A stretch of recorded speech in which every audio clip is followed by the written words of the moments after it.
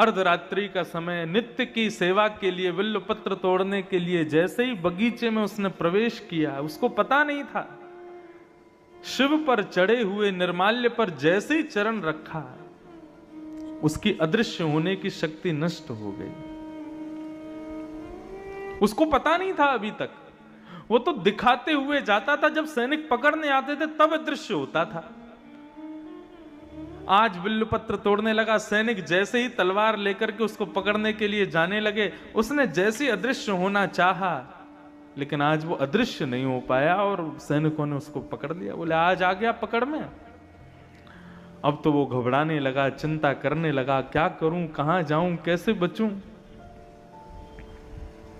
सैनिकों ने राजा को बता दिया, बोले कि आज हमने उसको बंदी बना लिया है, पकड़ लिया है। राजा उसको मारने के लिए जैसे समीप आने लगे, उस भक्त ने नेत्र बंद करके महादेव का स्मरण किया और स्मरण करते हुए कहने लगा, हे महादेव, मानता हूं कि मैंने चोरी की है, लेकिन किसकी की? पत्र की है। किस लिए की?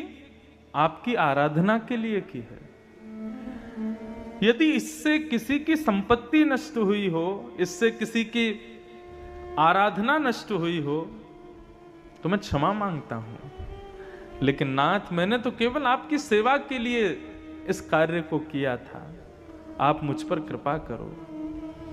और नेत्र बंद करके महादेव का स्मरण करते हुए वहीं खड़े खड़े शिव महिम्न स्तोत्र का गान करना प्रारंभ किया। गान करते करते करते करते करते जैसे ही महिम्न स्तोत्र विराम हुआ, राजा ने जाकर के अपनी तलवार से उस पर प्रहार करना चाहा। स्तुति का विराम होते ही उसकी जो अदृश्य होने की शक्ति थी वो पुनः प्रकट हो गई और वो वहां से अदृश्य होकर के महादेव के पास चला गया। कहने का अभिप्राय क्या है? ये इतनी बड़ी कथा मैंने क्यों सुनाई?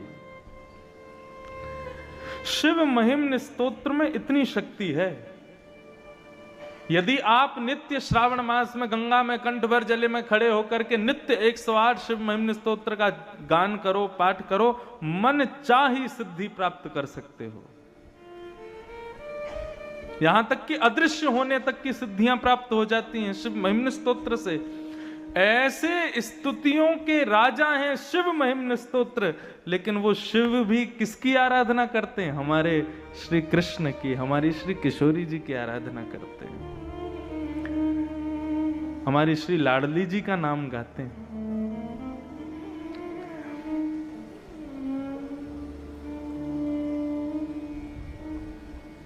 शिव महिम्न स्तोत्र के 108 पाठ, और 108 तो कम बता रहा हूं, 1,00,000 पाठ, एक पुरुष चरण शिव महिम्न स्तोत्र का जितना बल देगा, उतना बल केवल श्री किशोरी जी का एक बार राधा नाम कहने मात्र से प्राप्त हो जाएगा।